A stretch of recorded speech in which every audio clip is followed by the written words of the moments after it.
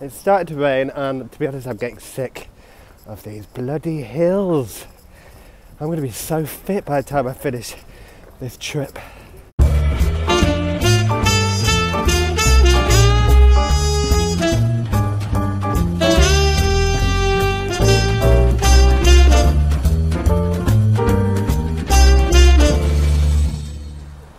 So it's day 8 and there's a bit of sunshine, ironically, as I have spent the morning reacting to my reaction of the show, A Bit of Sunshine.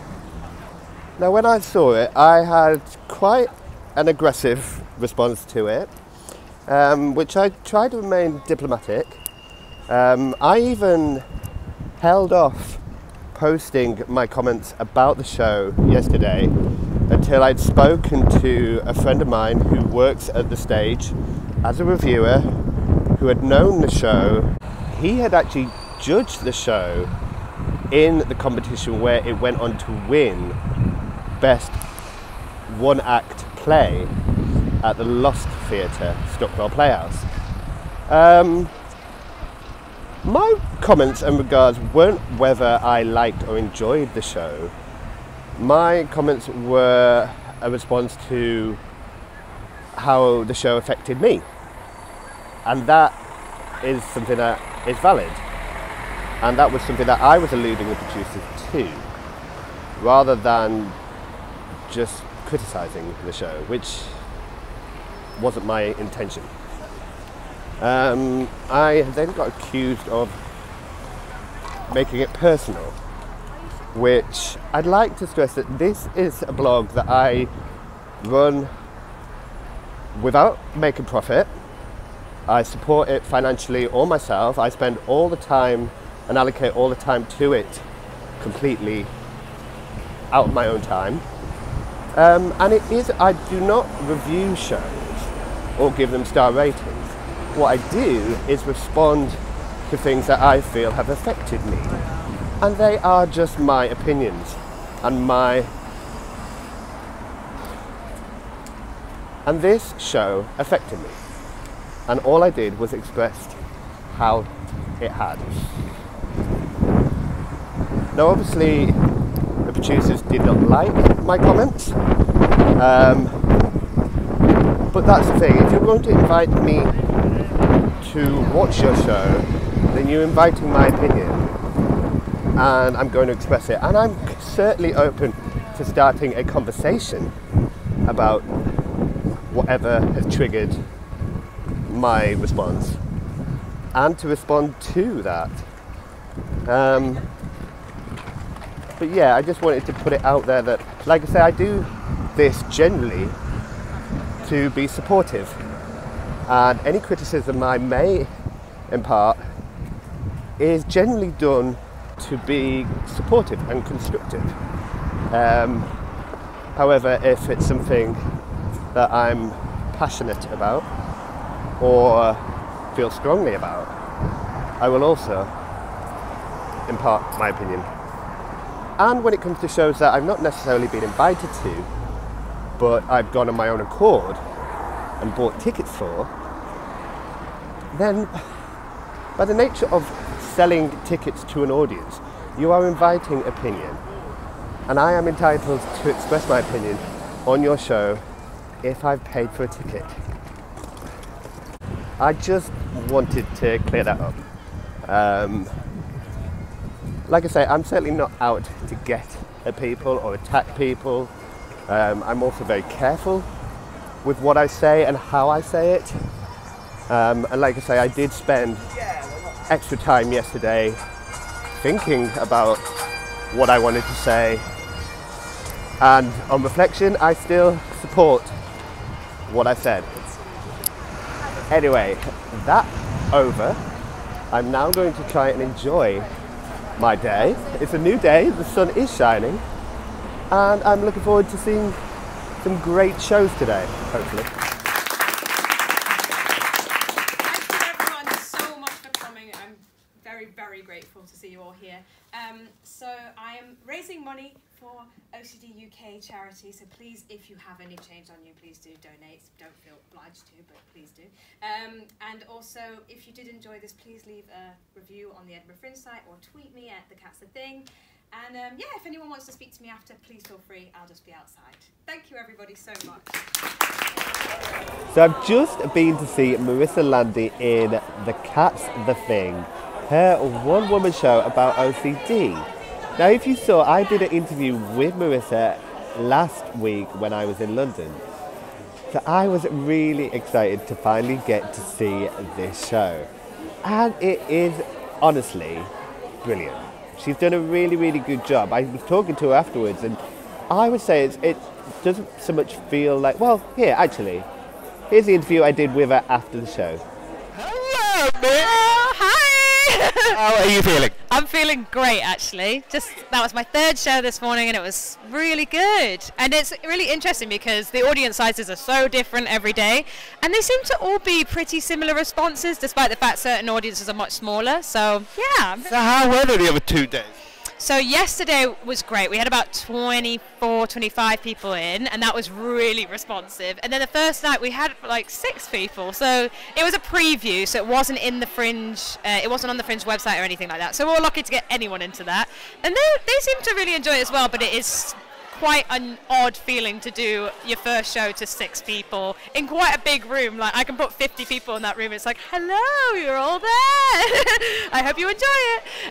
But yeah, it's good. It's good. How do it affect your performance when there's less or more people? A little bit. I felt like it put me off slightly on the first day. It made me more nervous, and I was worried that they weren't enjoying it, because I think people are less likely to laugh out loud if there's less people in there, especially when it is a comedy but verging on very dark comedy, so you don't know how people are feeling about it. And that's another thing. It's 11 in the morning and I'm throwing comedy, but some really dark stuff at people at this time in the morning is tricky. And it's a tricky slot anyway, because it's you're not competing as much with other people, but then to get people to come out for 11 in itself. Yeah, it's grim. I get here quite early. I do flyer in the morning, but people do not want them. They don't want the flyers at 9 in the morning. I mean, some people are like, oh yes, I need something at 11. But it tends to be the ones I do in the day that hopefully they look at the flyer at the end of the day and go, we'll book that for a few days in advance. It seems to be people are turning up just on the day to come and not booking in advance, which is great, because then I'm pleasantly surprised when there's more people in the room than what I saw online, you know. Yeah. So. And I love at the end where you offer support. So you stand and say, if anybody wants to talk, because that's what you're doing this for. Yeah. Yeah, it is. Like, it's hard, I think, especially when the show turnarounds are so quick. I think people probably don't want to come and speak to me because it's just like, oh, I've got to put a little thing in the box and I've got to leave, and it kind of pushes people to not maybe speak to me. But I'm hoping that if anyone really wants to, they can maybe tweet me, and maybe we can meet up or whatever. Just throwing it out there in case people do want to talk about it. But that is what it's for. At least, even if they don't speak to me, they might get a bit more of an idea about what OCD is through the show. And remind me, what is it that you want to get out of this? Why have you put this show on?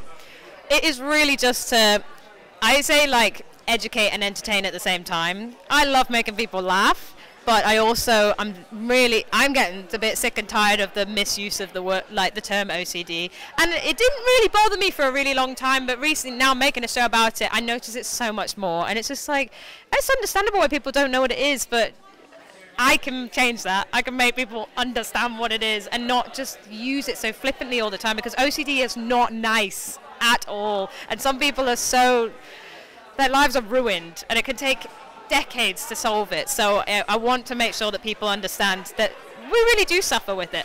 It's something that you suffer with. You don't just have it and it's all right and it makes your life a bit better because you're clean, because that's not what it is, you know. So that's why. I think, and I definitely felt that when I was watching it, because obviously we talked last week and you explained how it manifests in you, but just to hear you describe it, it doesn't really resonate. But when you watch it visually, the way you've done it, it resonates so much more. And honestly, I come away thinking, like, you see your conflict and your inner turmoil, which...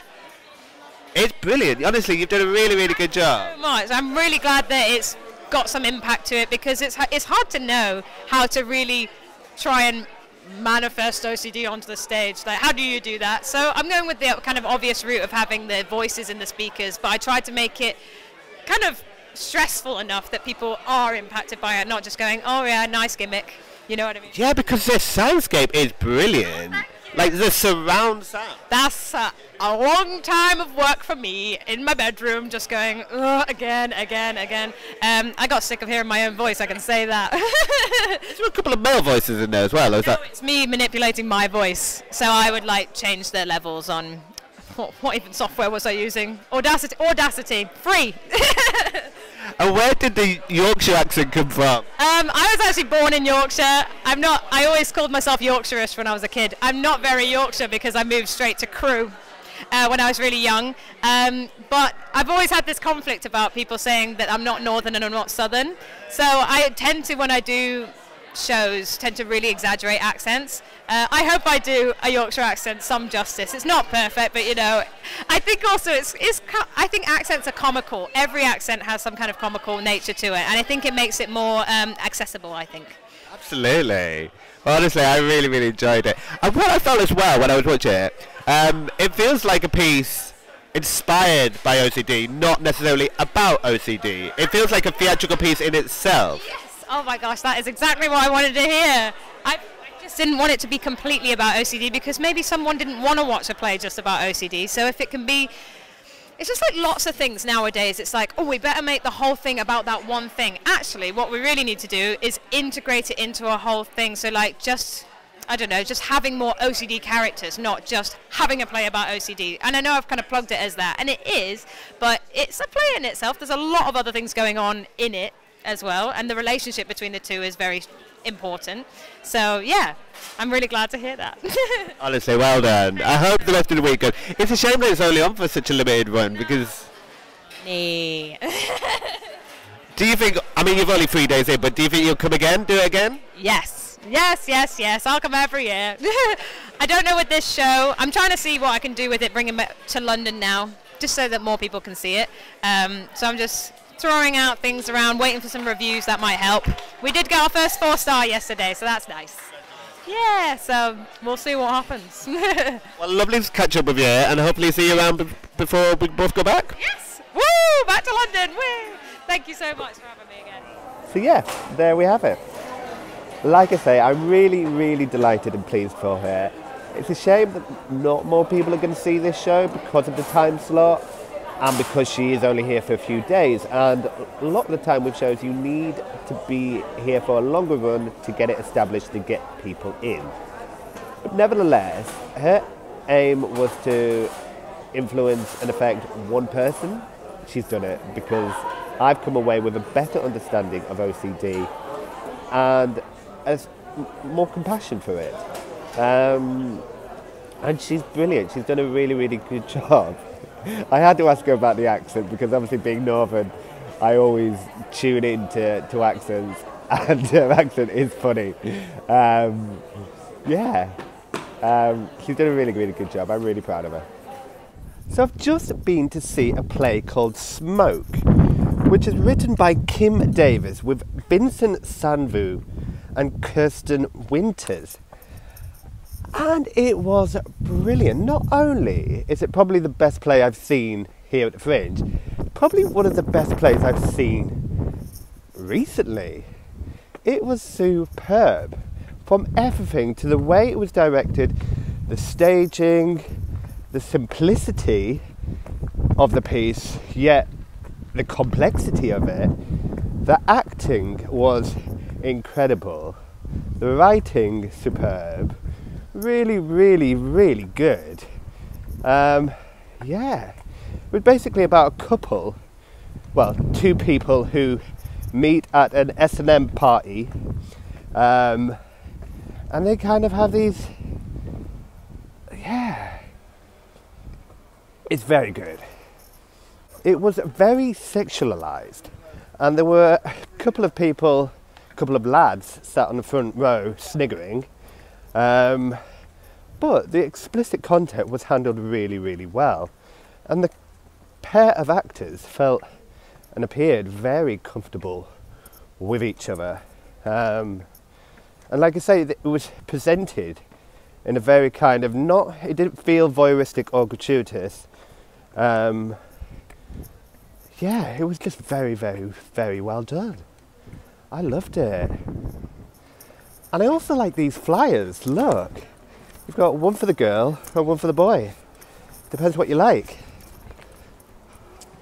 So I'm just here at Fringe Central. Annoyingly, I was supposed to be interviewing the boys from Choir of Man, but the place that we were supposed to be interviewing was double booked and somebody was doing a podcast there. And then the boys ended up going to the wrong venue anyway, so it just didn't work out at all. Hopefully I'll get to see them tomorrow, but it does mean that I've now got a bit of time to sit back and catch up on some admin. It's started to rain, and to be honest, I'm getting sick of these bloody hills. I'm going to be so fit by the time I finish this trip.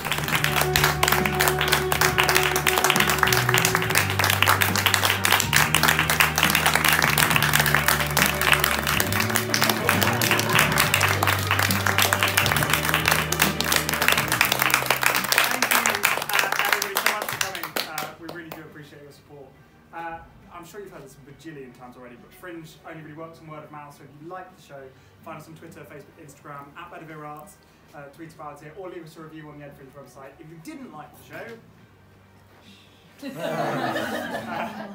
thank you so much for coming, we really do appreciate it, and have a fantastic rest of your Fringe. Thank you so much. So I've just been to see Wrath of Achilles again and caught up with my good pals. It was brilliant, honestly. It's really embedded. I mean, they've done 20 shows now, so it's naturally going to be embedded a bit more. And it really helped that I obviously interviewed them and got a bit of a better understanding of what was going on. So to watch it for a second time, it kind of, made a lot more sense, and I enjoyed it. I really enjoyed it. And they seem like, they seem tired, but they seem like they're having a really great time. Here is what Michael had to say after the show. Hello, how are you? How are you?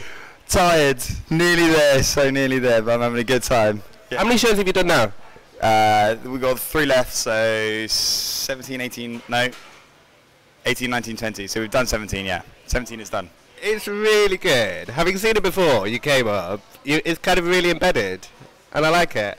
It's really grown while we've been here, so there have just been moments where you're like, oh, do you know what, yeah, let's just play with this today. And you're like, oh no, but now I know what it is, like, I totally get it. Like, there was a few times last week where there was just a new point where I just started sobbing, and I was like, I'm not really a big crier, but okay, apparently this is where I'm going with it for a bit. Was that just exhaustion? Yeah, that was it. My body's just craving sleep now, like. And how has it been, living and working and...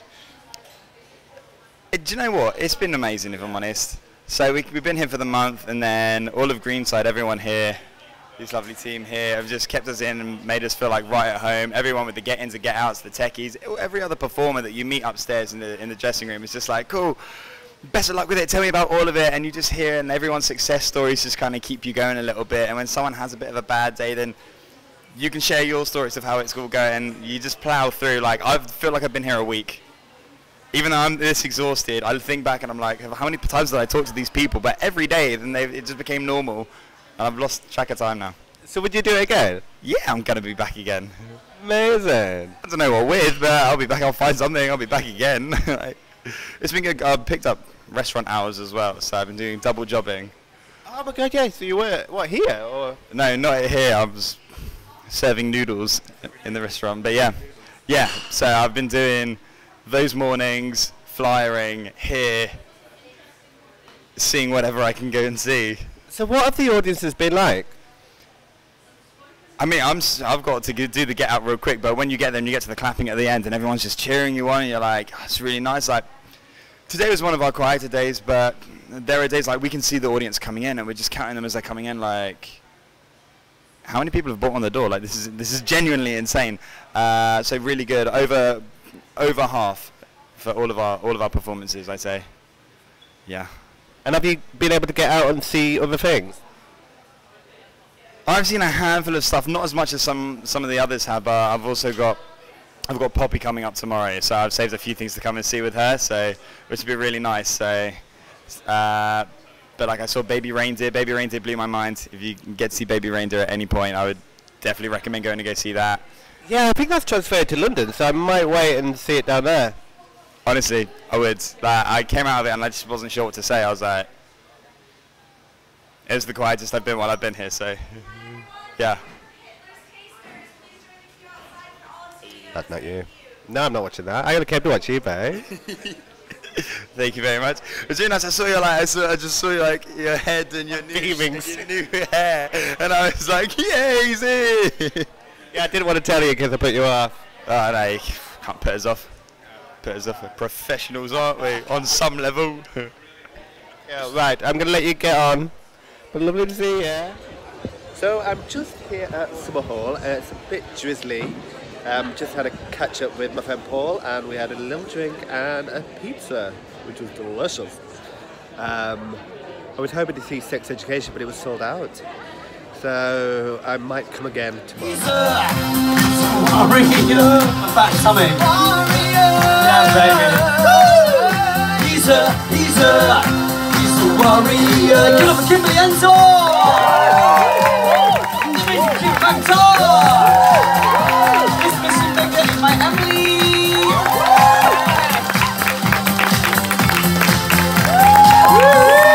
Take it home, baby. Come on, let's rip it out, rip it out. He's a warrior.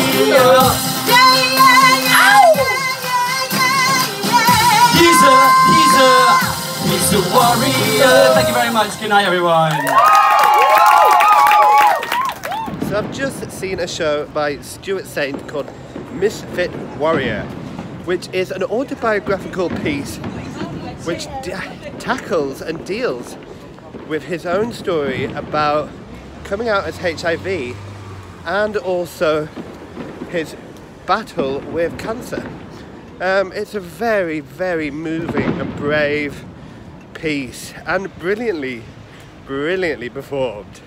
He's written a few songs which kind of have a bit of a Pet Shop Boys feel, and he's brilliantly supported by two singers, and yeah, the whole show was just kind of inspiring to hear his story and to hear how he's come through it. And yeah, I so much admiration for him for being brave enough to talk.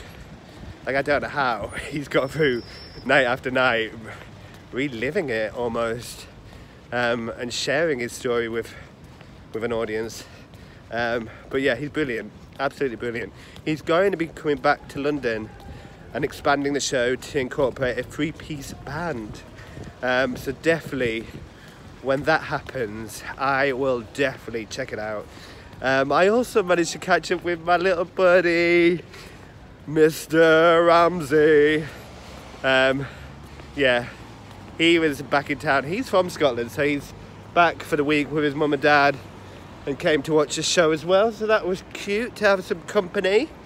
Like I say, he surprised me yesterday. I didn't realise he was coming up, and yeah, it was really nice. So yeah, it's been a really nice evening.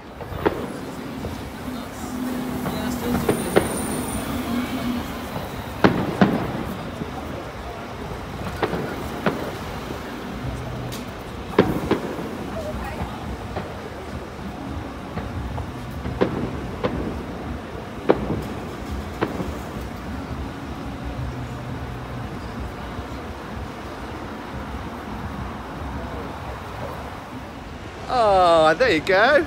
Some fireworks above the castle tonight. Amazing.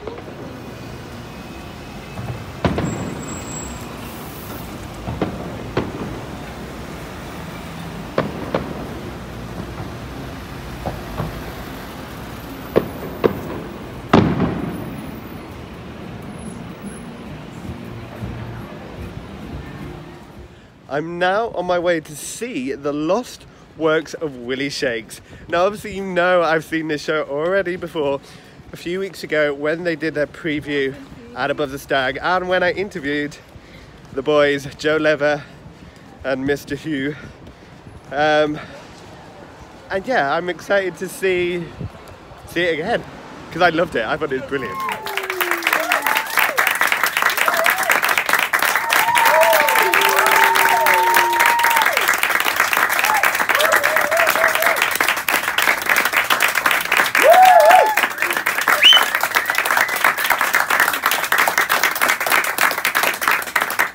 Thank you, ladies and gentlemen, so much for coming. If you enjoyed the show, please do tell lots of people. Chuck it on social media, it really does help. We're on Twitter and Instagram as @TheLostWorks. And if you're on Facebook, it is the full name of the show, so The Lost Musical Works of Willie Shakes. Thank you so much for joining us this evening. Have a lovely rest of your night. You've been amazing. It was really nice to see the boys again and their show, which I still think is incredible. I still can't believe they put it together in about 6 weeks. It's brilliant. And they seem to have had a really, really good time. They had a few friends in watching tonight, which was good to see. And the audience were going mad for it. They were loving it. So yeah, really, really pleased for the boys. And I hope they do more with it. I hope it goes back to London. Anyway, that's another long, tiring day done. And I'm now back in my hostel to get some sleep. Good night.